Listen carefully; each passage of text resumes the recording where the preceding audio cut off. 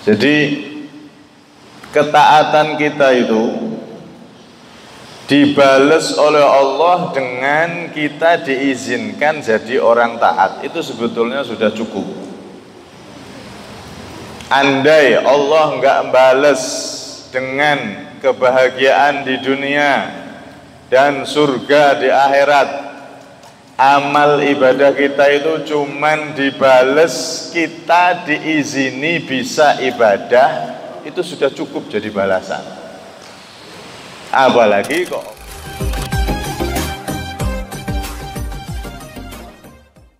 Bismillah, alhamdulillah, wassalatu wassalamu ala rasulillah Sayyidina Muhammad bin Abdullah wa ala alihi wa sahbihi wa man wala la hawla wa la quwwata illa billah.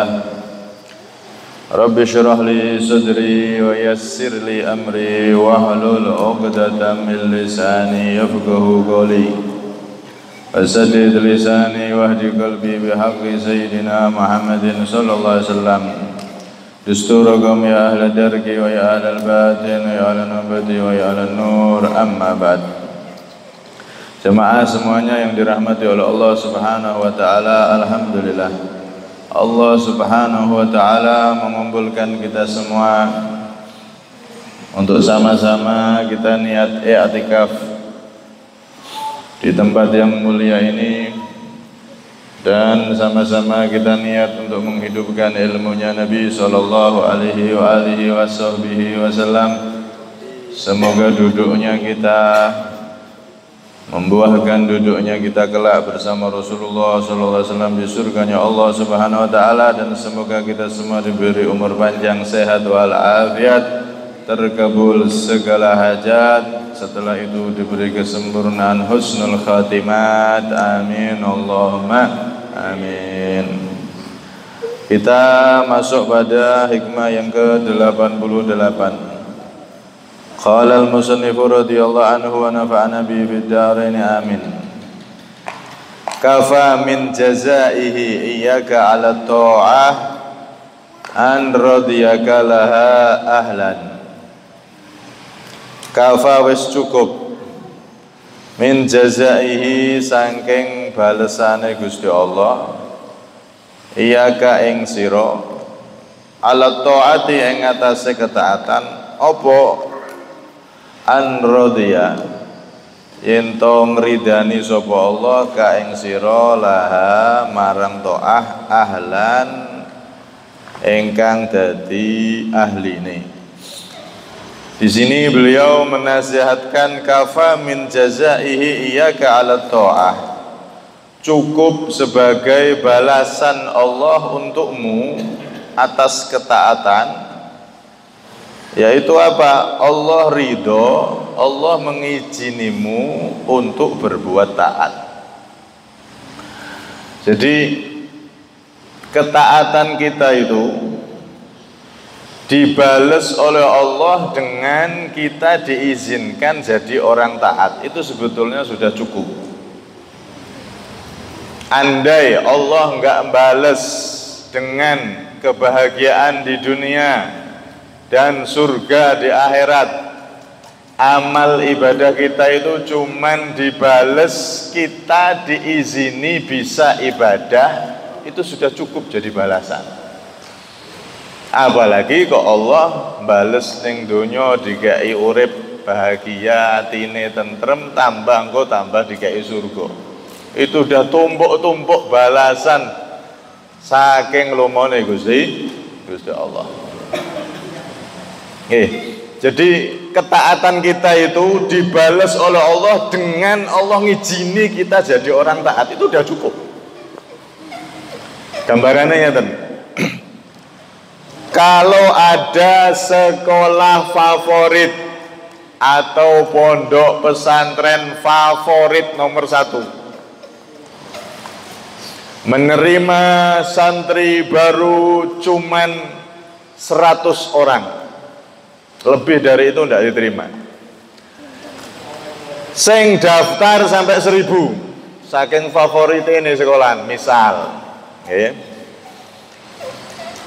maka jika anak kita ini masuk terpilih, Oh, itu sudah kemuliaan, kebanggaan itu.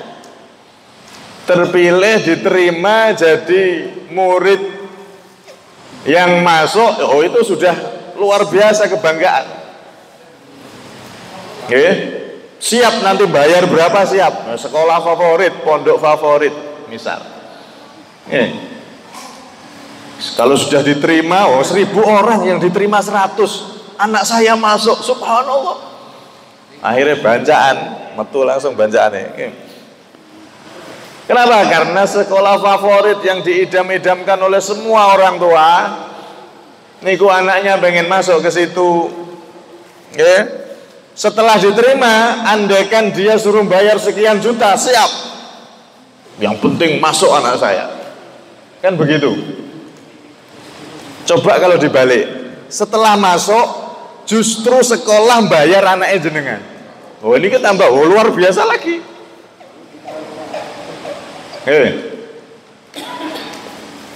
Sudah masuk suruh bayar itu lo siap. Itu sebuah kebanggaan, kemuliaan tersendiri. Apalagi ini ada anak diterima masuk, kemudian sekolahnya ngasih beasiswa, dibayar sama sekolahnya. Wah tambah hebat lagi, bangga lagi. Nah itulah gambarannya. Di antara hamba-hamba Allah yang begitu banyak ini, miliaran penduduk bumi ini, yang sekarang itu hampir 7-8 miliar, umat Islam sekitar 2 atau 3 miliar menurut sensus, kurang lebih. Dari 8 miliar manusia yang hidup di atas muka bumi ini, ada umat Islam sekitar 2-3 miliar. Dari 2 atau 3 miliar ini yang taat cuman diambil sebagian aja. Nah kita kok katut, kita kok masuk jadi hamba Allah yang terpilih untuk diizini Allah bisa taat. Loh ini favorit sudah. Jadi hamba Allah yang favorit, berarti masuk dalam golongan hamba Allah yang dipilih, yang favorit.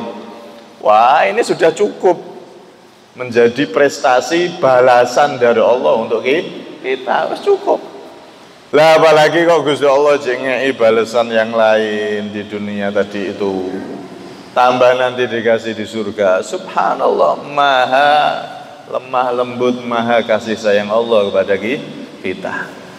Kita bisa ibadah, kalau jenengan bisa ngaji ngeten niki, kita bisa melakukan ketaatan itu sudah cukup sebagai kebanggaan bagi kita, kemuliaan bagi kita di saat banyak hamba Allah yang berada di dalam kelalaian. Tapi kita dipilih oleh Allah bisa sholat jamaah, kita dipilih oleh Allah misalkan bisa membaca Al-Quran, dipilih oleh Allah bisa hadir majelis sampai rutin istiqomah. Subhanallah. Karena itu para ulama mengatakan sebetulnya orang yang mau ngaji semacam ini, atau orang yang mau ibadah di masjid atau istiqomah berbuat baik, itu bukan karena manusia yang pengen ibadah, tapi karena Allah yang milih dia bisa masuk dalam golongan hamba Allah yang ahli ibadah, ahli ngaji, ahli jamaah. Sing milih ku Gusti Allah. Sebetulnya bukan manusianya yang dia itu bisa melakukan ketaatan, pengen ke masjid, pengen hadir majelis, bukan. Tapi Allah yang memilih kita sehingga kita hadir di majelis. Allah yang memilih kita sehingga kita bisa ringan kaki kita sholat berjamaah dan seterusnya. Berarti kalau ada hamba Allah yang kakinya berat jalan ke masjid, angel melakukan yang masjid, wabot yang masjid. Nah neng dangdutan, masya Allah sikile iso melayu, mebur. Neng majelis ilmu berat, neng majelis apa? Slot, wah, orang rasa dikon langsung kayak Superman, wus. Maka sesungguhnya yang pengen datang ke majelis semacam ini bukan manusia, tapi karena Allah memang memilih kita untuk bisa masuk dalam rombongan hamba-hambanya yang bisa taat, bisa hadir majelis, bisa sholat dan seterusnya. Karena itu cukup jadi balasan dari Allah untuk ketaatan yang kita lakukan ini, cukup Allah balas kita diizini tergolong jadi hamba yang taat, cukup sebetulnya. udah lebih dari cukup. Ibarat orang itu kerja sama bos, wes dikei gaji 1 bulan misal 3 juta, wes dikasih, sudah cukup kan? Memang 3 juta gajinya, wes cukup ini. Saya biasanya gaji 2,5, ini kok 3 juta, cukup bos, cukup, udah. Tapi bosnya masih nambahin, tak tambahi 30 juta. Loh, apa ini? Ini gaji kamu loh. Saya sudah cukup, sudah gaji saya. Enggak, ini gaji kamu juga. Ini menandakan bosnya berarti sangat baik terhadap anak buahnya, kan begitu. Gajinya wes cukup sesuai dengan anunya, bahkan lebih, ijek ditambahi gaji meneh.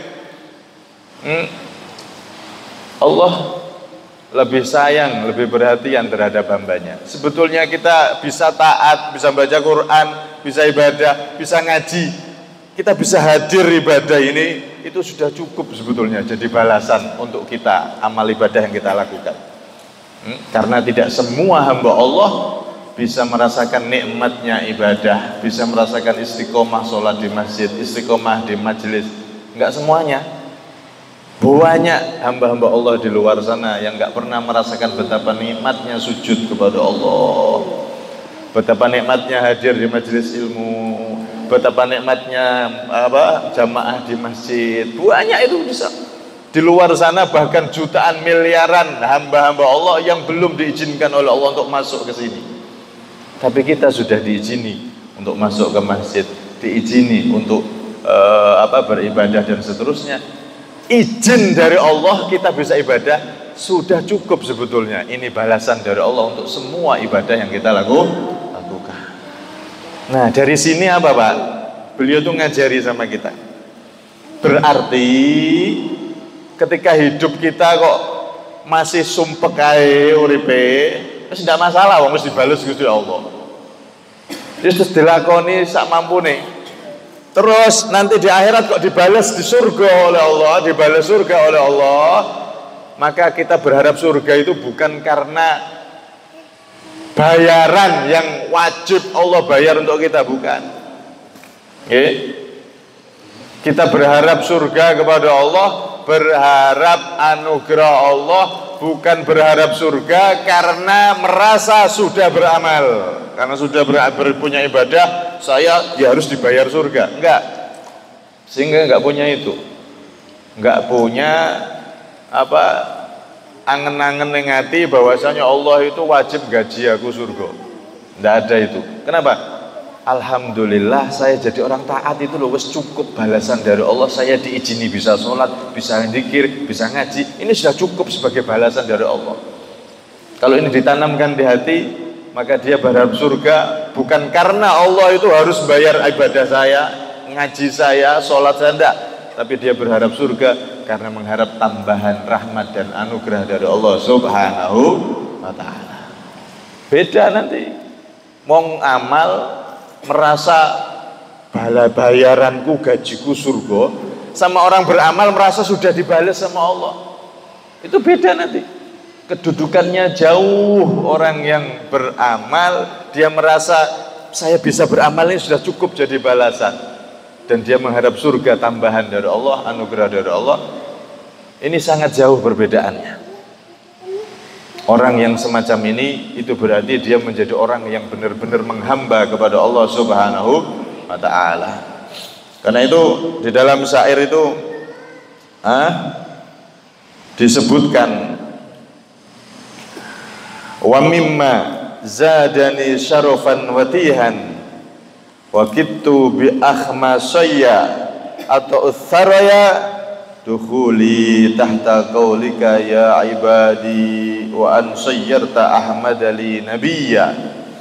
Dan termasuk sesuatu yang menjadikan aku tambah mulia ya Allah, dan hampir saja saking senengnya kakiku ini terasa terbang ingin ke bintang-bintang, saking senengnya dan bahagianya aku ya Allah. Apa? Dukhuli tahta qaulika, aku masuk menjadi hamba-hambamu, hamba-hamba yang kau pilih untuk bisa mengabdi kepadamu ya Allah. Aku pilih engkau termasuk orang-orang yang bisa mengabdi kepadamu ya Allah. yang bisa istiqomah sholat, istiqomah ibadah, istiqomah zikir, istiqomah baca Quran, istiqomah sholawat, istiqomah ngaji, istiqomah melakukan kebaikan. Engkau mudahkan aku untuk melakukan itu semua ya Allah. Ini kemuliaan bagiku, kemuliaan yang sungguh luar biasa, hingga aku seakan-akan ingin terbang karena saking bahagianya aku. Ingin terbang ke bintang-bintang yang begitu tinggi. Dan ditambah wa an sayyarta Ahmad li nabiyya. Belum lagi engkau tambah aku ya Allah, selain engkau izinkan aku bisa beramal ibadah, amal baik, engkau tambah kenikmatan aku menjadi umat baginda Nabi Muhammad SAW. Nabi termulia, Nabi yang menjadi pemimpin para nabi, Nabi yang menjadi seluruh pemimpin semua makhlukmu ya Allah. Jadi wong taat tok niku lho, itu sudah subhanallah kemuliaan tinggi.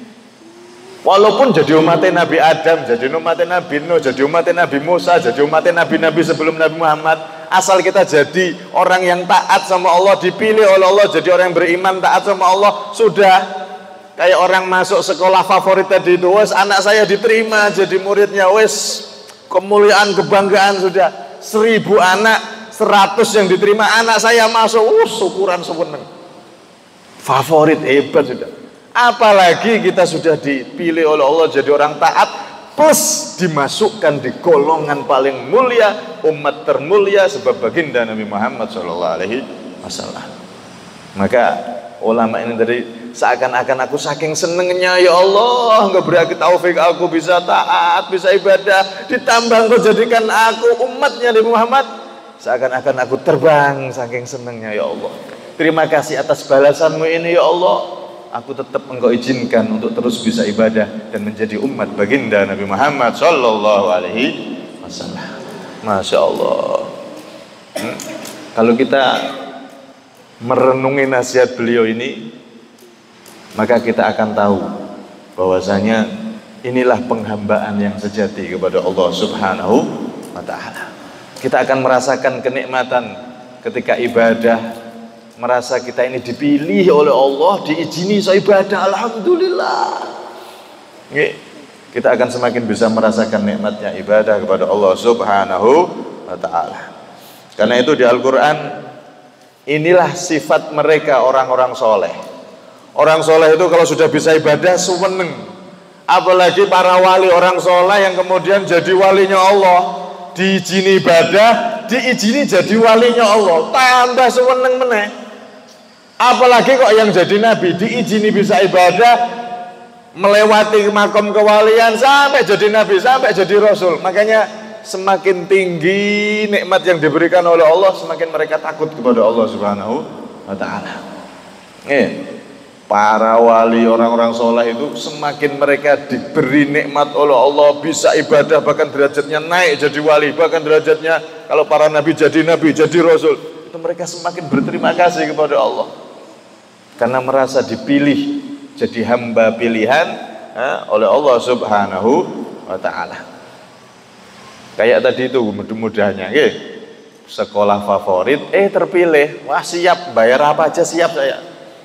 Nah ini kebalik, yang bayar malah Allah. Kita sudah dipilih jadi hamba favorit, bukan kita yang suruh bayar Allah, Allah yang akan bayar kita bonus surga. Subhanallah, betapa baiknya Allah Subhanahu wa ta'ala kepada kita semua.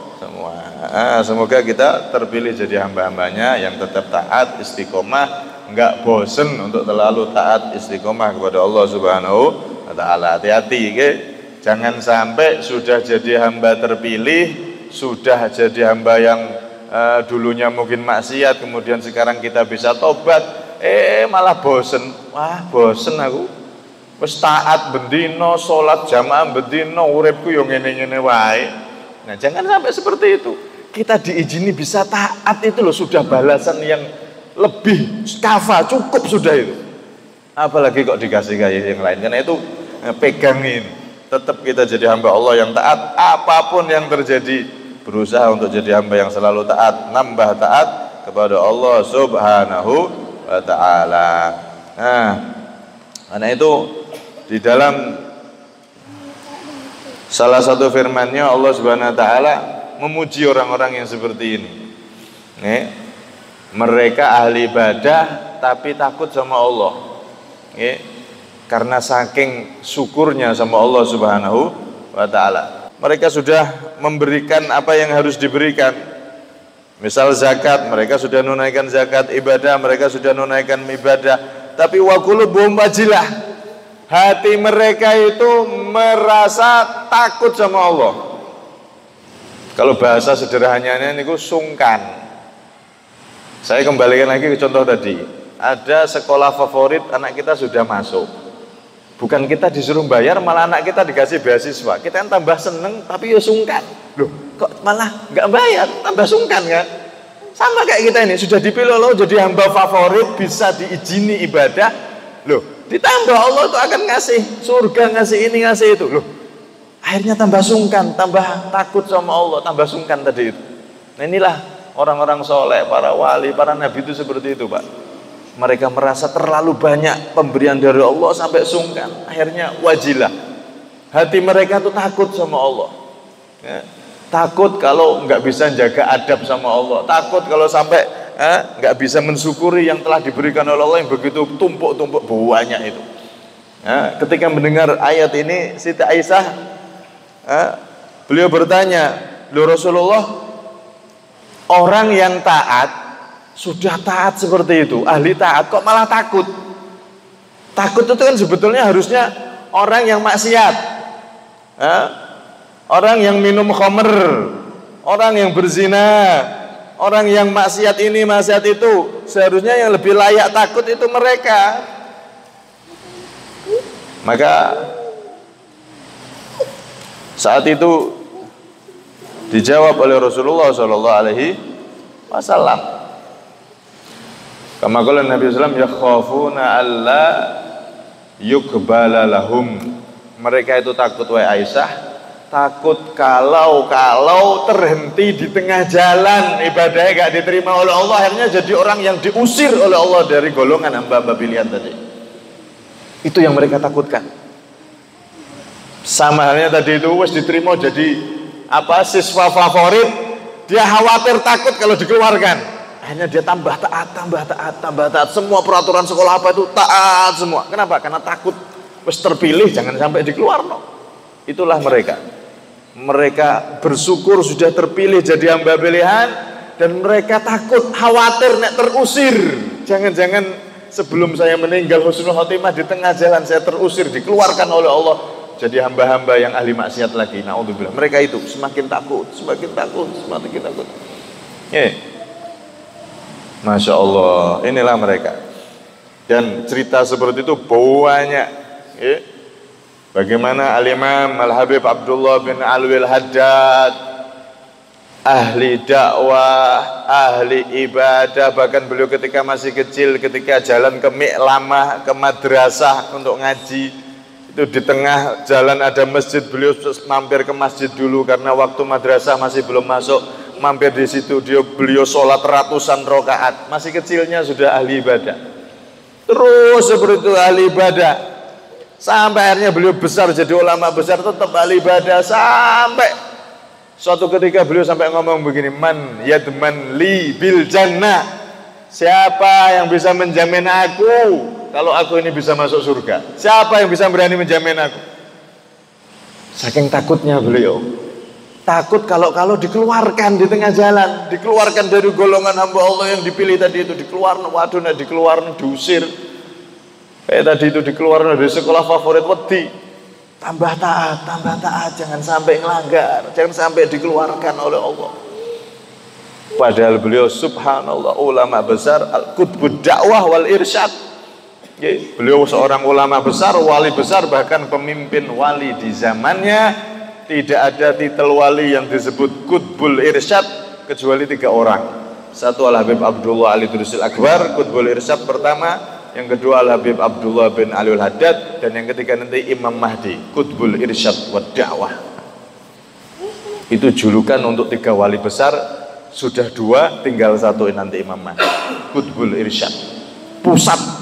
Pusatnya ulama, pusat yang akan memberi petunjuk arahan terhadap semua umat sedunia.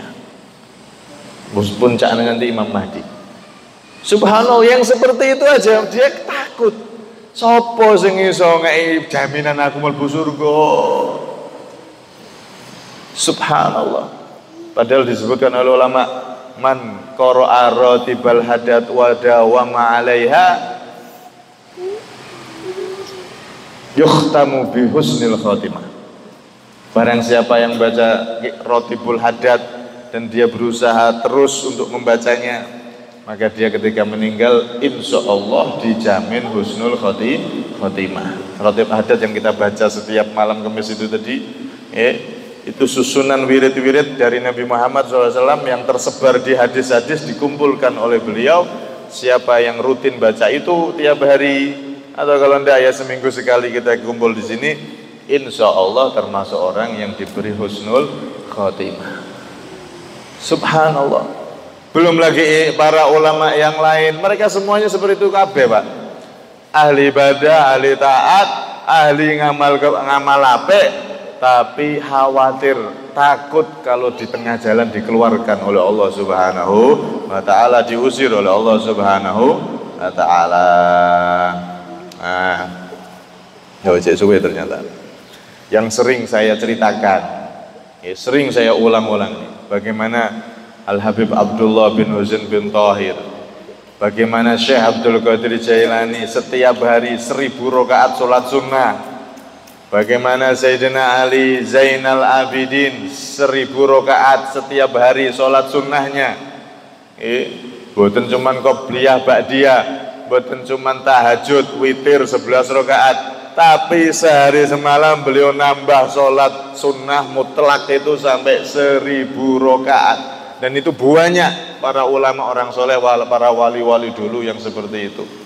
Belum bacaan Al-Qur'annya, ada di antara mereka yang 1 hari 1 malam hatam sekali.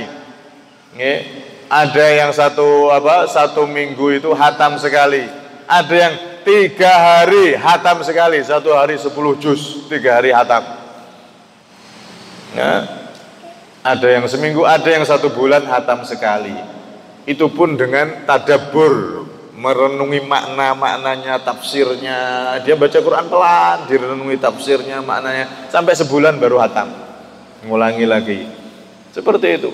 Sayyidina Utsman bin Affan, sahabat Rasulullah, kalau sudah sholat malam hatam Quran di dalam sholat. Tapi semua dari beliau itu enggak ada yang ngomong aku ahli surga dono. Semuanya merasa takut sama Allah Subhanahu wa taala, khawatir di tengah jalan dikeluarkan oleh Allah dari golongan hamba-hamba pilihannya. Nauzubillah min dzalik. Dan ini juga pernah ditanyakan kepada Sayyidina Umar. Ada sahabat itu kan 10 Al-Ashrah Al-Mubasysyirin bil Jannah. Ada 10 sahabat itu sudah diberi kabar gembira oleh Nabi. Abu Bakar surga, Umar surga, Utsman surga, Ali surga, dan ada 6 lagi termasuk Abdurrahman bin Auf dan seterusnya.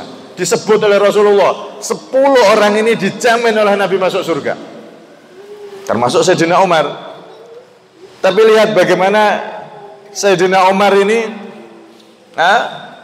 beliau itu kelihatan kayak orang yang kalau ibadah tuh kayak orang yang paling banyak dosa.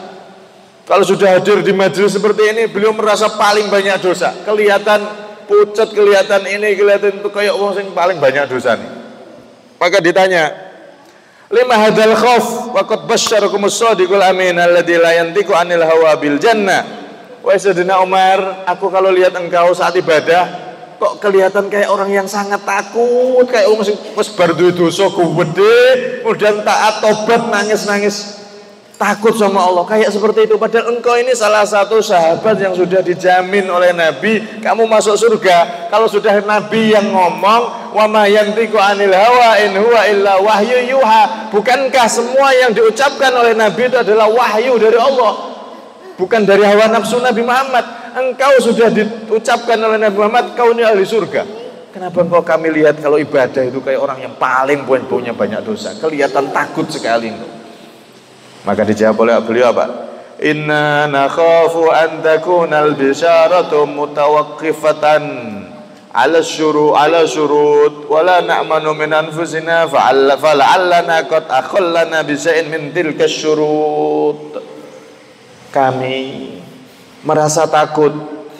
Jangan-jangan kabar gembira yang diucapkan oleh Rasulullah, kami ini ahli surga, itu kabar gembira yang punya syarat, yang bersyarat. Sedangkan kami ini masih hidup, Rasulullah sudah wafat. Takutnya kami ketika masih hidup ini ada syarat-syarat tadi yang tidak kami penuhi. Takutnya nanti kami malah keluar gak jadi ahli surga. Subhanallah, wes dijamin surga sama Nabi Muhammad. Tambah ibadah, tambah takut sama Allah. Kenapa? Takutnya ada syarat-syarat yang belum terpenuhi. Padahal dijamin sama Nabi. Coba nek kula jenengan, fulan bin fulan, kamu tak jamin masuk surga. Saya ngomong Nabi Muhammad. Bener kan sih Nabi? Iya, bener. Sangka Gusti Allah, kamu surga. Waduh, wes loncat-loncat sudah karu-karuan, Pak. Dadi mungkin tambah. Maksiatnya asalnya sidik-sidik, malah dadi sidik-sidik maksiat. Repot. Nah, mereka enggak. Sudah dimasukkan golongan orang soleh, ahli ibadah, sudah dimasukkan golongan orang yang dijamin surga, tambah takut, khawatir kalau diusir keluar. Kayak tadi itu. Nah, semoga kita semua termasuk orang-orang yang dimasukkan golongan hamba-hamba pilihan, hamba-hamba favorit tadi itu, dan tidak dikeluarkan lagi oleh Allah Subhanahu wa taala. Kita tetap berada di golongan hamba-hamba pilihannya Allah, ahli ibadah, ahli istiqomah, ahli bersih hati. Kemudian kita dikumpulkan bersama orang-orang pilihan dari para wali, orang soleh, para nabi, dan puncaknya semoga tetap kita jadi orang hamba-hamba pilihan sampai terkumpul dengan pemimpin dari seluruh hamba-hamba pilihannya, yaitu Nabi kita Muhammad SAW di surganya Allah. Amin, Allahumma amin. Kurang lebihnya minta maaf. Amin.